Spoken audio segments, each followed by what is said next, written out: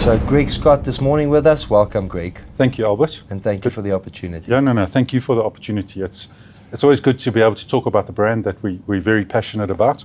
It gives us real access to good marketing opportunities. And I'm looking forward to the chat. Just to give a little bit of insight, and I'll let Greg do a lot of the talking today, but 61,000 employees.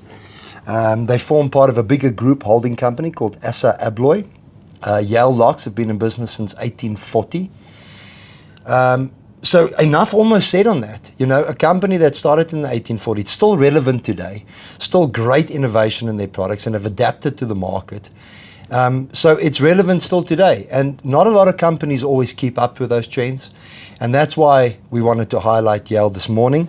So you are in multiple countries around the world, Greg. I think a good summary for us is you've got a 6 Rand lock all the way up to a 1.5 million Rand evolving door. And it just sort of gives people a context of the range and the width of your capacity and the product ranges that you offer.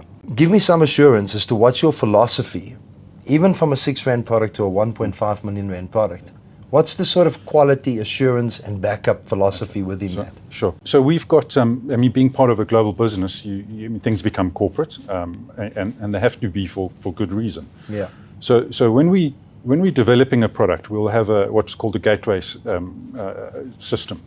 So it'll go from a gateway 0, where you have the idea evolution, and then it'll go up to gateway 5, where gateway 5 is the feedback, where you measure the result of introducing the product into the market. But those gateways can take up to 3 years to get a product through that system, because we just don't compromise on quality. So if we look at a basic door handle like we've got on show here, it'll be subjected to a 96-hour salt spray test. So you know that it'll be, you'll be able to use it on the coast. It'll withstand those conditions. And there's a level that we just will not go below. So the temptation is always to go down there, and we want to play a little bit. We want to almost just dip our toes in a little bit of a lower level, because we manufacture. Factories are based on volumes, not on sales numbers. And we just have to be so careful not to go too low where the real volume is, because it's not sustainable from a business point of view. Yeah, but there's also different pocket capacities, you know, and practical capacities. Sure. That doesn't always require you to have a huge expense. I think the answer here to us is that no matter what product from Yale you're going to pick up on the floor today, whichever retailer it is, it's backed up by that philosophy 100%. And that mindset. 100%. And then, sorry. No, go for it. So what we've got an in-house quality department, obviously that spends a lot of time in the factory looking at and testing the products that we manufacture there. But then from an aftermarket point of view, or an after-sales point of view, we've got a very finite system that when there's a complaint, it gets logged, and then it's tracked from the person that logged it and the customer all the way through to our local CEO. So it's visible. We take action. We'll never walk away from a legitimate complaint. We'll investigate, and we'll never leave somebody in the lurch. Obviously, if there's product abuse, then that's a different discussion. But our business basically is built on, apart from all the fluffy people and sustainability things, our business is built on the brands, and the brands are built on quality. Yeah. Without the quality, we don't have a business. Yeah. So on that point, I just wanted to start. There is a few misconceptions about price and product, because remember, when you started this interview, you spoke to me about the quality control. It takes 2 years to go through it. You've got incredible backup service. You've got systems that cost money. So the perception is that it's going to be costly. Just help me debunk some of those perceptions. So I think we as a business have to take full responsibility for the perception in the market, because there was a long period of time where we were in really only operated in the top end of the triangle of from a quality point of view and from a price point of view.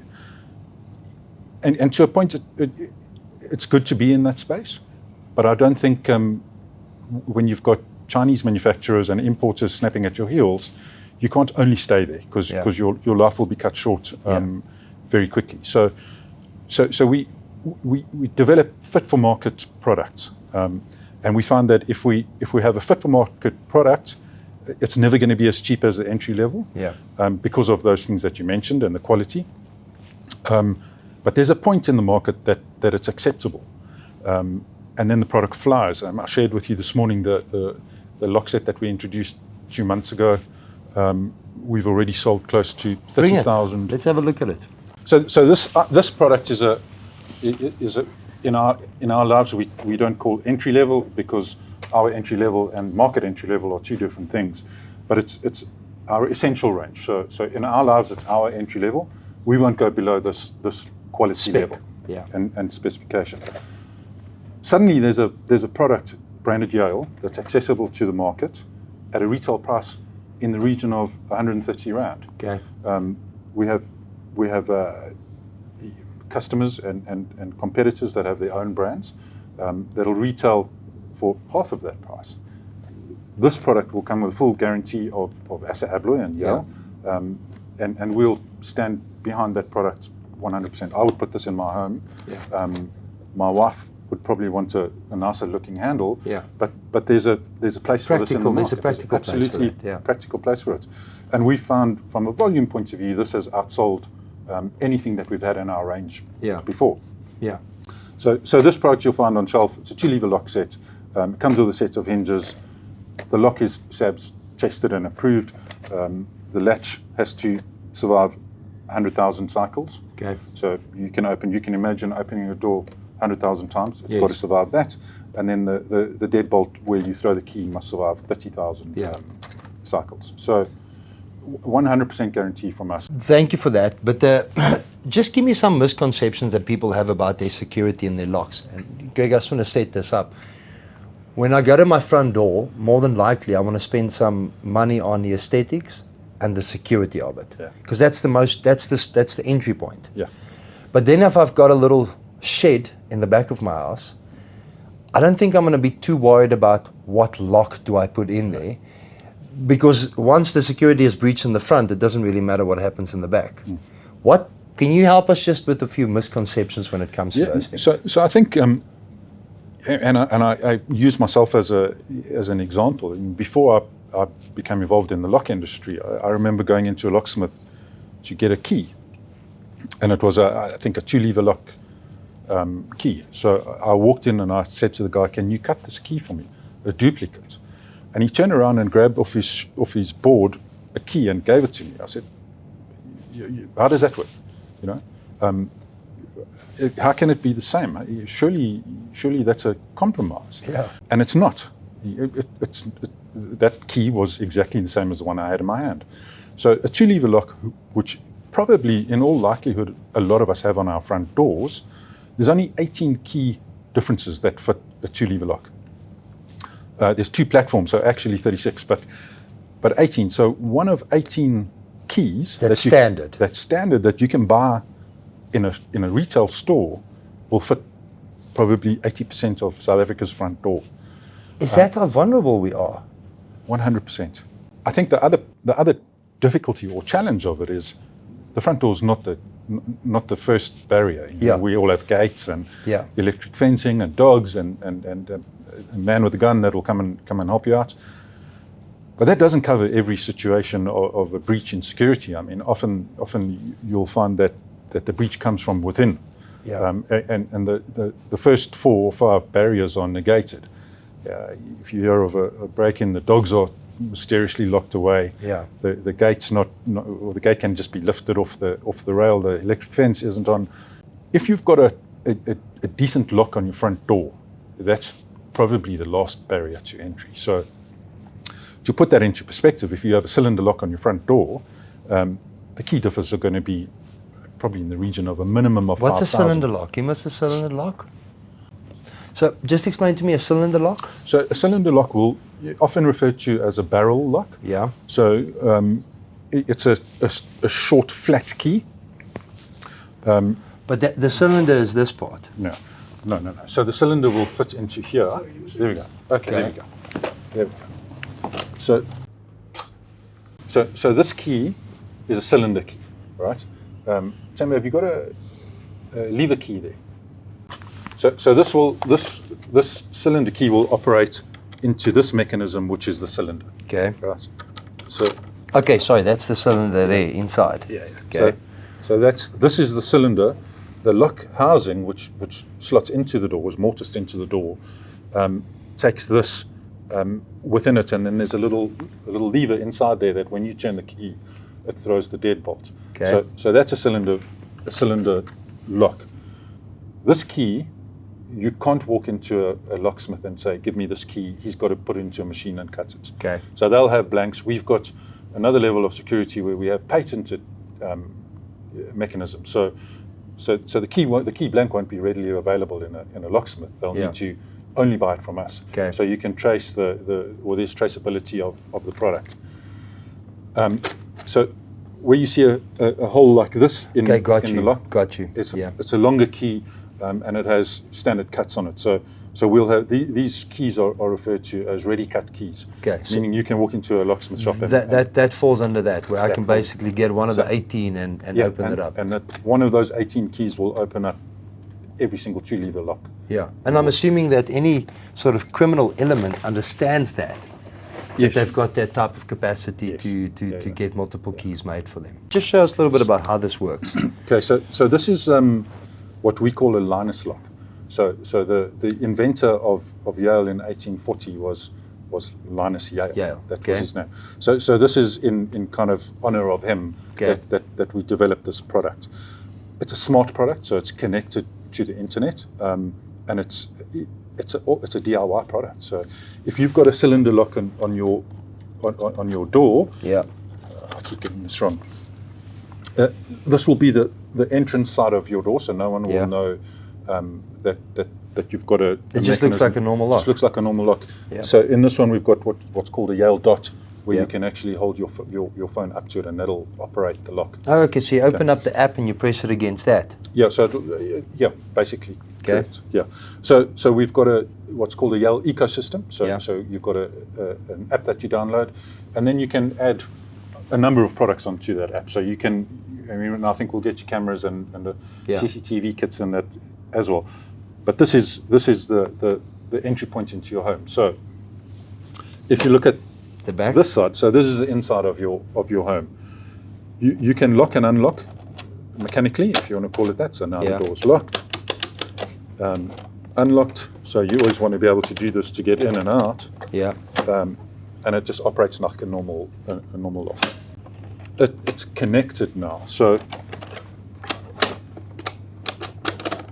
Temba will operate this thing for us. So Temba's, let's say Temba's at work in Roodepoort, and there's someone come to deliver something to his home, or he needs to let one of his family members in that can't get in. He'll open up the app. The app will tell him if the door is closed or open, and it'll tell him if it's locked or unlocked. So he'll go, okay, I'm going to open for you, and he'll push the button on his phone, and the door automatically. So unlocks. then you can basically let somebody into the house, and then you've got one of your camera systems that's either on the inside or the outdoor, so you can see he's actually coming in, him or her, and you can see them leaving and then lock again afterwards. Yeah. So they won't lock. They'll close. They will close. That's what I mean. So ideally, you would really want a door closer on this that automatically closes the door and latches it. So now on Temba's app, it'll be telling him that the door's closed. Okay. And he can now engage it to be locked. And there we go. Now it's locked. Okay. So from the outside, door locked, can't get in. And it's a DIY clip-on. This mechanism, all you have to do is have a cylinder lock. So the only work that would need to be done is if you have a lever lock, we would ask you to put a cylinder lock in. Yeah. We'll give you a special cylinder with the setup, and essentially what happens is there's a key inside the mechanism that the mechanism clips onto. Yeah. And then the motor inside literally turns the key for you from a remote point of view. So it's mechanical, non-mechanical, correct, and smart at the same time. At the same time. So that you've got not backup, but that you've still got that physicality of a key if required. So you always want to have the backup in case something goes wrong. I mean, the first question we get on this product is battery. One, battery will last you 6 months. Okay. The battery will tell you, or the app will tell you when the battery's going to die. How do you replace the battery, or do you charge it again?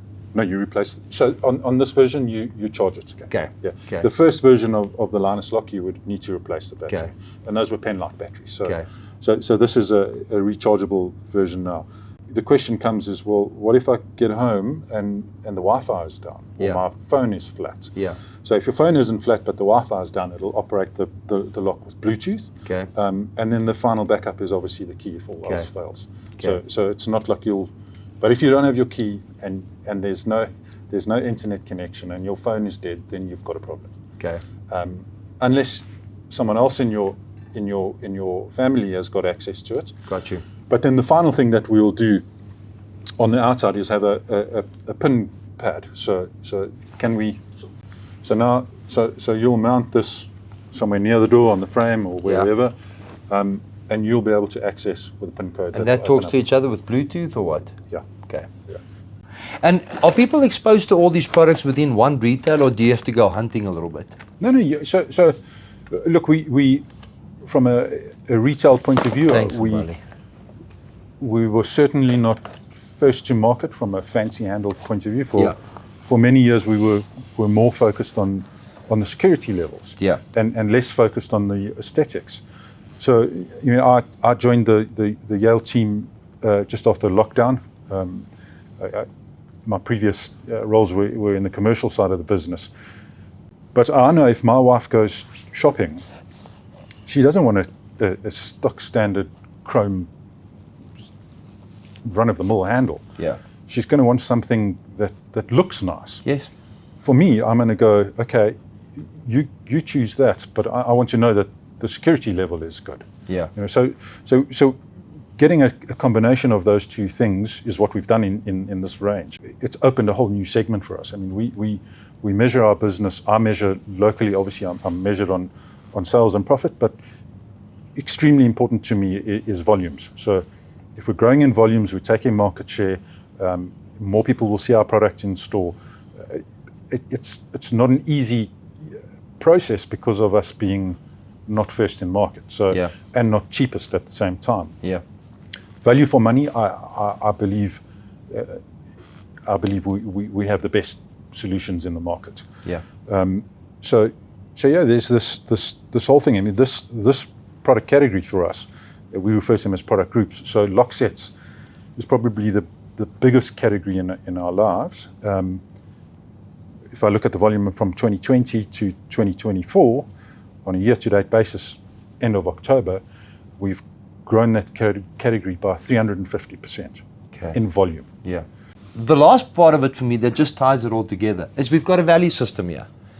Everybody is looked after. The company wants to grow and be innovative. So there's an incredible value system here between all of us. We know that the locks are here, but there's a hell of a lot of smart systems like the camera systems that you've got. Yeah.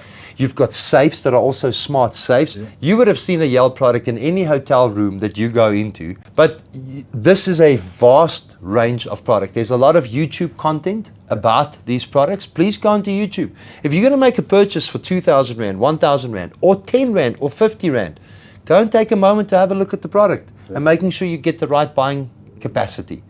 So Greg, to me and to the entire team here this morning, it is always an incredible honor to speak to somebody that has been standing for so long in the country, that still want to give back to this country, and that employ a lot of people here. You've got a manufacturing arm, and I remind everybody, manufacturing doesn't mean I've got a factory somewhere. It means somebody has to maintain the building. It means somebody has to logistically pick it up there. So the economic footprint around the factory is far wider than just the actual building that it sits in. So this morning, I bless everybody and thank everybody that's always supported Yale and always supported products that are accessible in South Africa. And thank you very much, Greg. Thank you, Albert. For being a good leader with a good value system. Yeah, thank you, man. Thank you. We've got a really good brand.